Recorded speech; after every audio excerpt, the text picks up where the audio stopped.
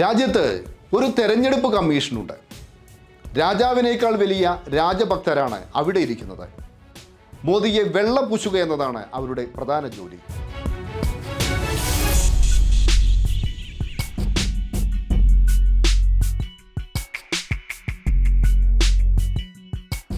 തെരഞ്ഞെടുപ്പ് കാലത്ത് ലോകത്തെവിടെയായാലും വിഷയമാകേണ്ടത് വികസനമാണ്. എന്നാൽ വർഗീയത ആളിക്കത്തുന്ന നാട്ടിൽ ഒരിക്കലും വികസനം വിഷയമാകില്ല. 2 വർഷം പിറകോട്ട് പോകാം. ഗുജറാത്ത് നിയമസഭാ തെരഞ്ഞെടുപ്പ് പ്രചാരണം നടക്കുന്ന സമയം 2002 ഗുജറാത്തിൽ കലാപം നടന്നത്. 20 വർഷങ്ങൾ പിന്നിട്ടു. പക്ഷേ അമിത്ഷായ്ക്ക് 2022 പറയാനുള്ളത് കലാപത്തെക്കുറിച്ചായിരുന്നു. 2002 એક વાર નરેન્દ્રભાઈ વચ્ચે અડપલું કરવાનો ટ્રાય કર્યો. એવો પાઠ ભણાયો કે 2002 પછી 22 થી હજી કોઈ ડોકું ઊંચું નથી કરતું. ભાઈ રમખાણો કરાવવા વાળા ગુજરાતની બહાર જતા રહ્યા. ભારતીય જનતા પાર્ટીએ ગુજરાતમાં શાંતિ સ્થાપી કર્ફ્યુ વગરનો પ્રદેશ બનાવવાનું કામ આ ભારતીય જનતા પાર્ટીએ કર્યું છે. അവരെ പാഠം പഠിപ്പിക്കുമത്രേ. ആരാണ് ഈ അവർ? അവരെന്നതുകൊണ്ട് ഉദ്ദേശിക്കുന്നത് ഗുജറാത്തിലെ മുസ്ലിങ്ങളെയാണ്. പാഠം എന്നതുകൊണ്ട് ഉദ്ദേശിക്കുന്നത് ഗുജറാത്ത് കലാപത്തെയാണ്.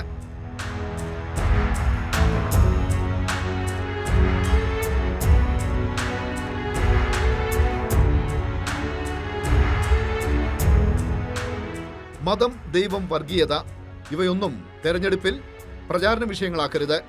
ഇതെല്ലാം നിരീക്ഷിക്കാനും നടപടിയെടുക്കാനും രാജ്യത്ത് ഒരു സംവിധാനമുണ്ട്. തെരഞ്ഞെടുപ്പ് കമ്മീഷൻ. രാജീവ് കുമാറാണ് മുഖ്യ തെരഞ്ഞെടുപ്പ് കമ്മീഷണർ. എന്നാൽ പ്രധാനമന്ത്രി നരേന്ദ്രമോദി ആജ്ഞാപിക്കുന്നത് നടപ്പിലാക്കുക മാത്രമാണ് രാജീവ് കുമാറും മറ്റ് കമ്മീഷണർമാരും ചെയ്തുകൊണ്ടിരിക്കുന്നത്. നേരത്തെ തെരഞ്ഞെടുപ്പ് കമ്മീഷനിൽ അശോക് ലവാസ എന്നൊരു ധീരനായ കമ്മീഷണർ ഉണ്ടായിരുന്നു.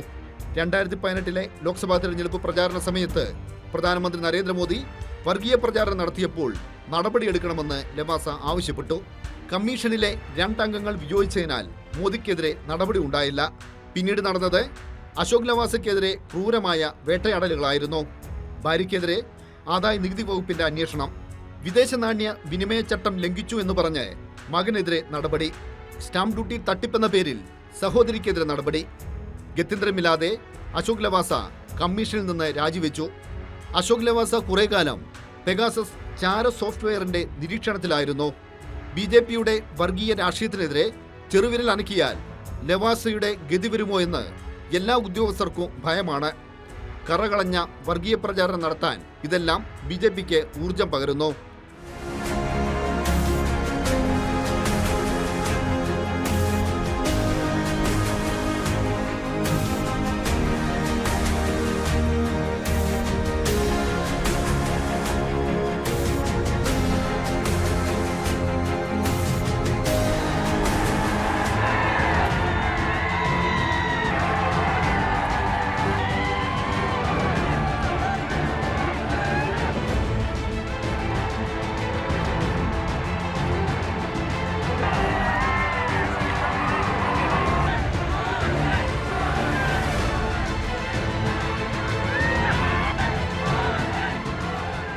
പ്രധാനമന്ത്രിക്കെതിരെ അടക്കം ആക്ഷേപങ്ങൾ ഉയർന്നു വന്നിട്ടുണ്ട്.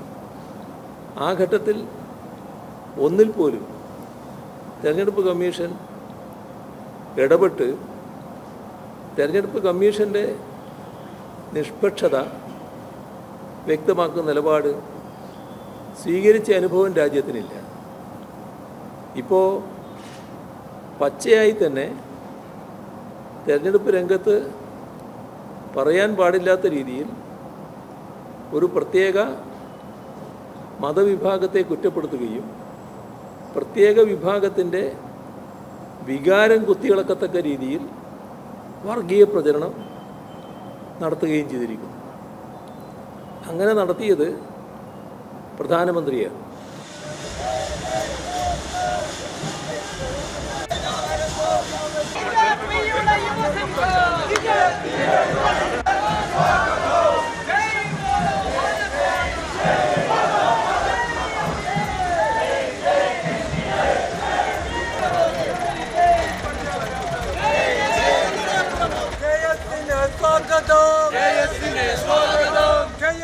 ഒരു മണ്ഡലത്തിൽ ഒരു സ്ഥാനാർത്ഥിക്ക് പ്രചാരണത്തിനായി ചെലവഴിക്കാവുന്ന പരമാവധി തുക 95 ലക്ഷമാണ്.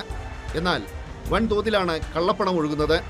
കഴിഞ്ഞ നിയമസഭാ തെരഞ്ഞെടുപ്പിൽ BJPക്കായി കൊണ്ടുവന്ന കള്ളപ്പണം കൊടകരയിൽ പിടികൂടി. മഞ്ചേശ്വരത്തും ബത്തേരിയിലും കള്ളപ്പണം നൽകിയ കേസിൽ BJP അധ്യക്ഷൻ കെ സുരേന്ദ്രൻ പ്രതിയാണ്. ഇത്തവണ കെ സുരേന്ദ്രന് വേണ്ടി വോട്ടർമാരെ സ്വാധീനിക്കാനായി വയനാട്ടിലേക്ക് ഭക്ഷ്യക്കിറ്റുകൾ കൊണ്ടുവന്നു. ആദിവാസികളെ സ്വാധീനിക്കുക എന്നതായിരുന്നു ലക്ഷ്യം.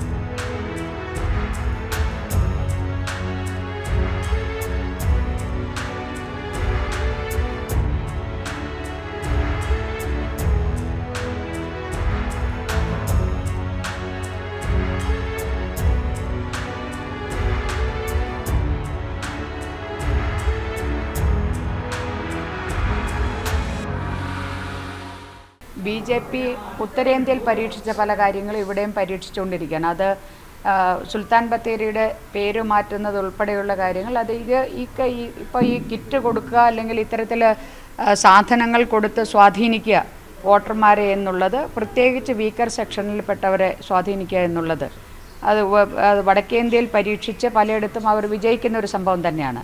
അപ്പോൾ ഈ ഇലക്ട്രൽ ബോണ്ടിലൂടെ പണമെല്ലാം അടിച്ചു മാറ്റിയിട്ട്, രാജ്യത്തിൻ്റെ പണം അടിച്ചു മാറ്റി അത് ഇങ്ങനെ ഈ രീതിയിൽ MP-മാരെ നേരിട്ട് വാങ്ങുക അല്ലെങ്കിൽ MLA-മാരെ വാങ്ങുക, അട്ടിമറിക്കുക, ഭരണം അട്ടിമറിക്കുക. അതല്ലാതെ അതിനപ്പുറത്തേക്ക് തെരഞ്ഞെടുപ്പുകൾ വരുമ്പോൾ വോട്ടർമാരെ ഈ രീതിയിൽ സ്വാധീനിക്കാനുള്ള ശ്രമമാണ് BJP ഇവിടെ നടത്തിയിരിക്കുന്നത്.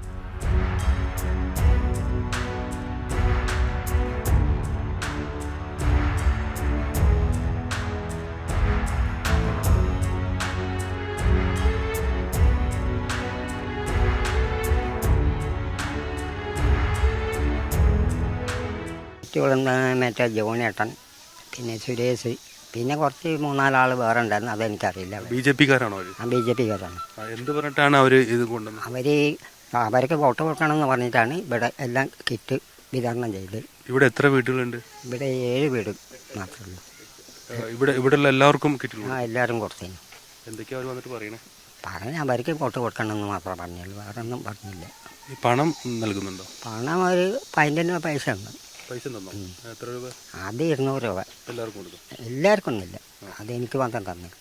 ഇന്നലെ വന്നിട്ടുള്ളൂ, മേപ്പടിന്ന് വന്നിട്ടുള്ളൂ. അപ്പം കിറ്റൊക്കെ കൊടുത്തത് ഞാൻ അറിയുന്നില്ല. അമ്മ വന്നപ്പോൾ പറഞ്ഞു കിറ്റൊക്കെ ഉണ്ട് ഇവിടെ, ജോണേട്ടനൊക്കെ കൊണ്ടുവന്ന് തന്നിട്ടുണ്ട്.